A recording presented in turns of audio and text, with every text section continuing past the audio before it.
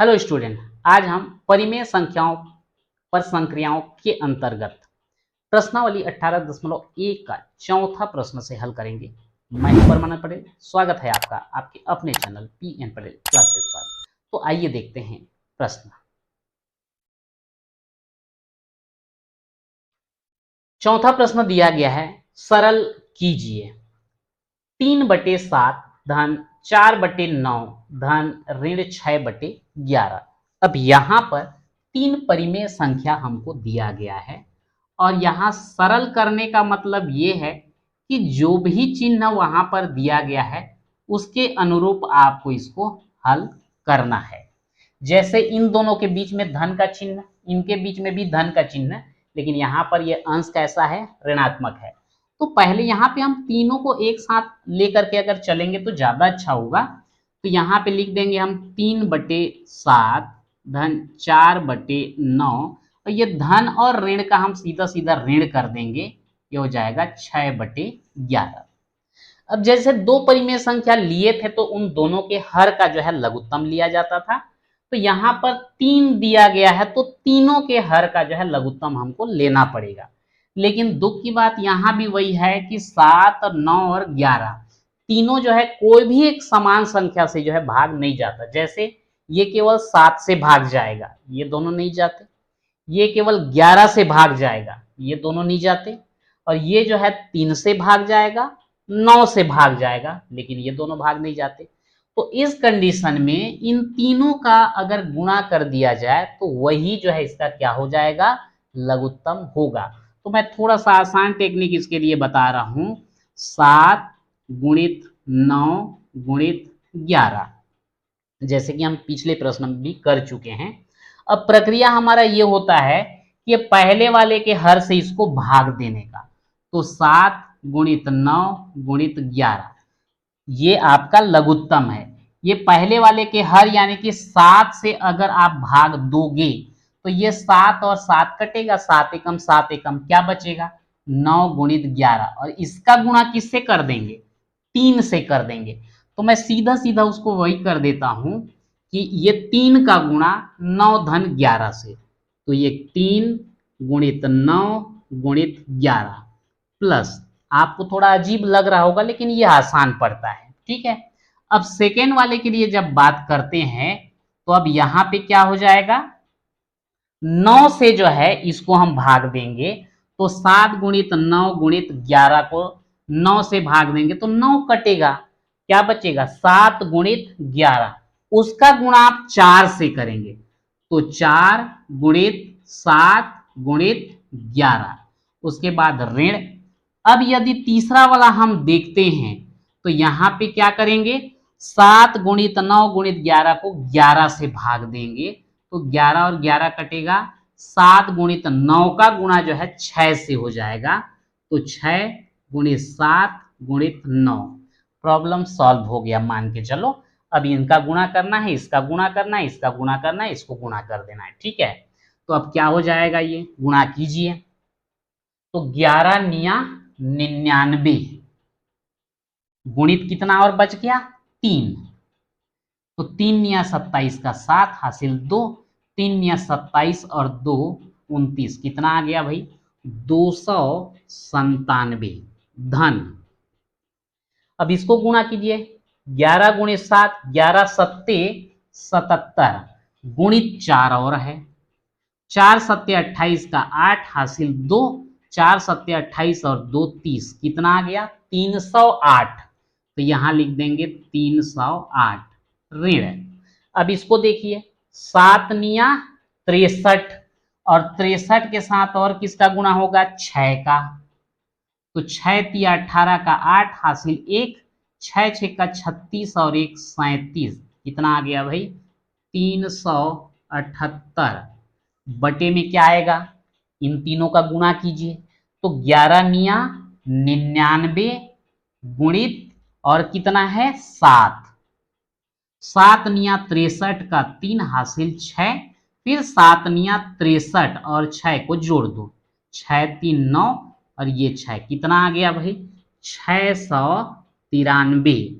अब यहाँ पे ये दोनों का चिन्ह तो समान है तो जुड़ेंगे, तो 8 और 7 15 का 5 हासिल 1, 1 और 0 1 आएगा और फिर 9 से जोड़ेंगे तो 10, 10 का 0 हासिल 1, 3 और 2 5 और हासिल के साथ 6, ऋण 378 बटे 693। अब यहां देखें इन दोनों का चिन्ह अलग अलग है तो घटाना पड़ेगा। घटा दीजिए, 605 में 378 को घटाइए, उधार लेंगे 15 हो जाएगा, 15 में 8 घटाएंगे 7। अब यहाँ 10 हुआ था, 10 में 1 कम कर देंगे तो 9, 9 में 7 घटाएंगे 2। अब यहाँ पे कितना हो जाएगा, देखो यहाँ से उधार यहाँ लिए, यहाँ से यहाँ गया था है ना, तो यहाँ कितना बचा 5, 5 में 3 घटाएंगे 2, कितना आ गया 227 बटे 693। चूंकि इसमें जो है बड़े वाले का चिन्ह धन है तो ये भी धन रहेगा और ये हो जाएगा आंसर।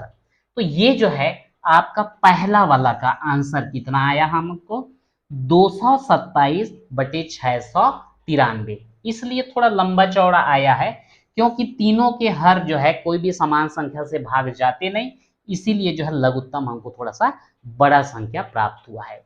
इसके बाद हम सेकेंड वाला देखते हैं। सेकेंड वाले में क्या दिया गया है, ऋण 1 बटे 6 धन ऋण 2 बटे 3 धन ऋण 1 बटे 3। ये थोड़ा सा इजी होगा आपके लिए। ऋण 1 बटे 6 धन ऋण 2 बटे 3 धन ऋण 1 बटे 3। तो ये आपका ऋण 1 बटे 6, धन और ऋण का कर दीजिए ऋण 2 बटे 3, फिर धन और ऋण का कर दीजिए ऋण 1 बटे 3। अब यहाँ पर जो है 6, 3 और 3 का लघुत्तम ज्ञात करेंगे। तो ये 6, 3 और 3 का लघुत्तम जब ज्ञात करोगे तो आएगा 6, 2 से लीजिए, 2 तिया 6। अब ये तो भाग नहीं जाएगा, ये भी भाग नहीं जाएगा। अब 3 से जाएगा, 3 एकम 3 एकम 3 एकम। तो इस प्रकार से अगर हम लघुत्तम लें तो आता है 2 गुणित 3 बराबर कितना 6। तो ये आपका 6। अब ये 6 से इसको भाग दीजिए, 6 एकम 6 कितना आया 1, 1 का गुणा अंश में कीजिए, तो 1 का अंश में गुणा करोगे तो 1 गुणित 1 ऋण। अब ये 3 से इसको भाग दीजिए, 3 एकम 3, 3 दूनी 6 कितना 2, 2 का गुणा इसके अंश में कीजिए, 2 गुणित 2 फिर ऋण। फिर ये 3 से इसको भाग दीजिए, 3 एकम 3, 3 दूनी 6 2, 2 का गुणा अंश में कीजिए 1 गुणित 2। तो ये क्या आ जाएगा ऋण 1 एकम 1, ऋण 2 दूनी 4, ऋण 1 दूनी 2 और बटे में क्या 6। अब तीनों के चिन्ह समान है तो जुड़ेंगे, 4 2 6 और 1 7, बड़े का चिन्ह ऋण तो ये भी ऋण। तो इसका आंसर हमको क्या मिल जाता है, ऋण 7 बटे 6 जो है इसका हमको आंसर मिलेगा। तो ये जो है पहले की तुलना में थोड़ा सा इजी है। ठीक, इसके बाद हम तीसरे में चलते हैं और तीसरा में हमको क्या दिया गया है, तीसरा में दिया है 5 बटे 14 धन 2 बटे ऋण 7 धन ऋण 3 बटे 2। यहाँ पे केवल कंफ्यूज करने के लिए ऋण का चिन्ह एक बार इधर हर में दे दिया है, एक बार इधर अंश में दिया है, कोई फर्क नहीं पड़ता, उसके लिए आप निश्चिंत रहिएगा। 5 बटे 14 ये धन और ऋण का ऋण हो जाएगा 2 बटे 7, ये भी धन और ऋण का ऋण हो जाएगा 3 बटे 2। अब यहाँ पे 14, 7 और 2 का अगर लघुत्तम लेंगे तो ये 14 आएगा, क्योंकि 14 जो है स्वयं 14 से भी भाग जाएगा, 7 से भी जाएगा, 2 से भी जाएगा। यदि आप फिर भी चाहते हैं तो मैं निकाल के बता देता हूँ। यहाँ पे 14, 7 और 2, सबसे पहले हम 2 से भाग देंगे तो 2 से 2 सत्ते 14, ये तो नहीं जाएगा, और ये 2 एकम 2, फिर 7 से जाएगा, 7 एकम 7 एकम, और ये तो 1 है ही, तो इस प्रकार दोनों का गुणा कर देंगे तो कितना आएगा 14। तो लघुत्तम हमको कितना मिला 14।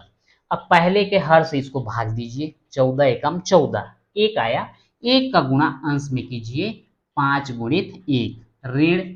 अब 7 से भाग दीजिए, 7 एकम 7, 7 दूनी 14, कितना आया 2, 2 का गुणा अंश में कर दो 2 गुणित 2, फिर ऋण 2 से इसको भाग दीजिए, 2 सत्ते 14, 7 आया, 7 का गुणा अंश यानी कि 3 में कर दीजिए। तो इस प्रकार से ये कितना हो जाएगा 5 एकम 5 ऋण 2 दूनी 4 ऋण 3 सत्ते 21 बटे कितना 14। अब यहाँ पे 5 और इन दोनों का चिन्ह समान है, जुड़ेगा तो 21 और 4 हो जाता है 25, बड़े का चिन्ह धन है ऋण है तो ये भी ऋण बटे कितना 14। अब इन दोनों का चिन्ह देखिए अलग अलग है, घटाएंगे 25 में 5 घटाएंगे 20, बड़े का चिन्ह ऋण तो ये भी ऋण और बटे में कितना 14, और ये जो है आपका क्या आ जाता है आंसर। तो इस प्रकार से अगर जोड़ना घटाना एक साथ भी दिया है तो उसको हम आसानी से जो है सरल कर सकते हैं। पांचवा प्रश्न दिया है ऋण 7/12 में क्या जोड़े की योगफल शून्य प्राप्त होता है।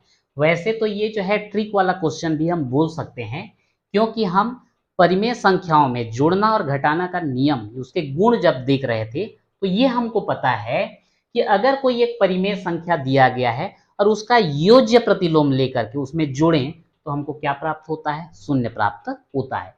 तो ऋण 7/12 का योज्य प्रतिलोम क्या होगा 7/12। तो क्लियर है कि अगर ऋण 7/12 में हम 7/12 जोड़ दें तब योगफल हमको क्या प्राप्त होगा शून्य प्राप्त होगा। लेकिन मैं इसको जो है ट्रिक के द्वारा हल नहीं करूंगा, मैं सीधा सीधा जो है हम मान करके चलते हैं। माना ऋण 7/12 में x जोड़ा जाए तो प्रश्न पूछा है कि ऋण 7/12 में क्या जोड़ेंगे तो शून्य प्राप्त होगा। हमने क्या माना x जोड़ने पर शून्य प्राप्त होगा, तो ऋण 7/12 धन x बराबर क्या शून्य। ठीक है, अब यहां हम क्या करेंगे, ये x के साथ 7/12 ये ऋण के रूप में है, हम इसको ऐसा भी तो लिख सकते हैं x ऋण 7/12 बराबर शून्य। अब ये कैसा हुआ भाई, क्रम विनिमय नियम हमने अप्लाई कर दिया, ये x जो बाद में था पहले लिख दिए, ऋण 7/12 पहले था बाद में लिख दिए, चिन्ह में कोई परिवर्तन तो है नहीं, x पहले भी धनात्मक था अब भी धनात्मक है और ये पहले भी ऋणात्मक था अब भी ऋणात्मक है, कोई दिक्कत नहीं है। अब यहाँ पे x के साथ 7/12 घट रहा है, पक्षांतर करेंगे तो क्या होगा जुड़ेगा, तो शून्य धन 7/12 ये मैं लिख रहा हूं, जरूरत नहीं था, अगर हम ऋण को उधर ले जाते हैं तो धन होता ही है, तो x बराबर कितना 7/12, तो मैं जो बताया था वही आया।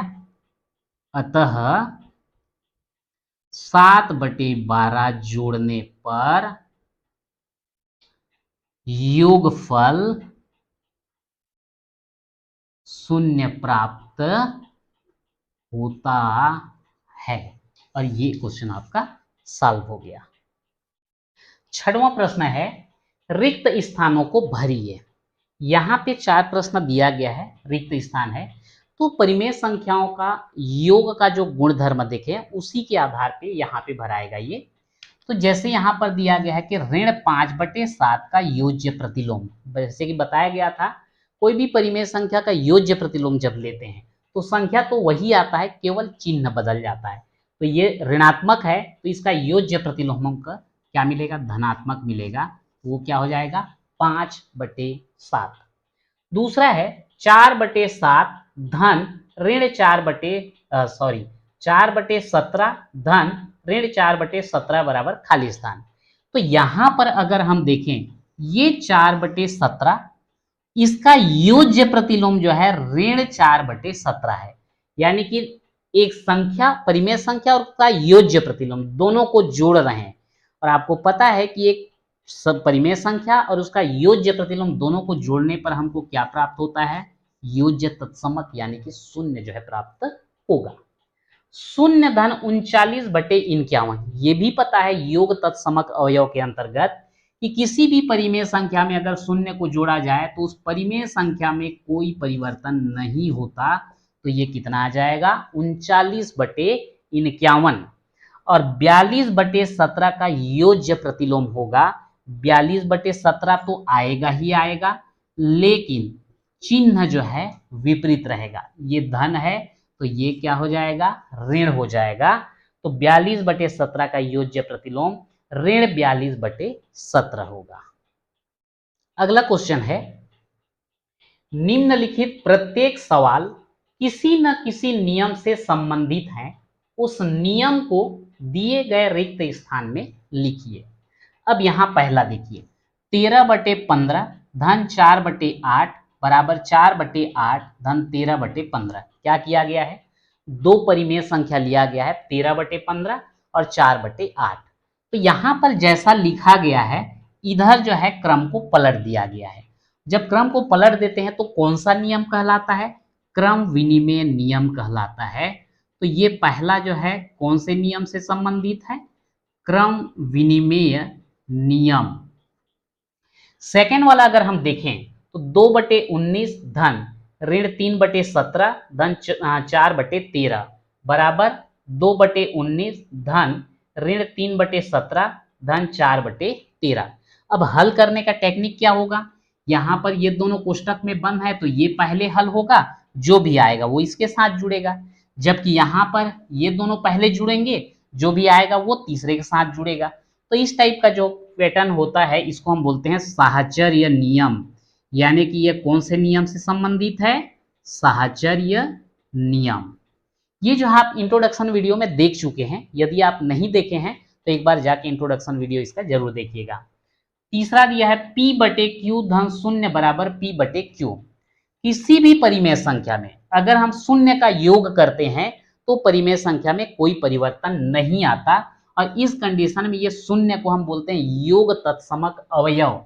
तो यहां पर कौन सा नियम आ गया, योग तत्समक।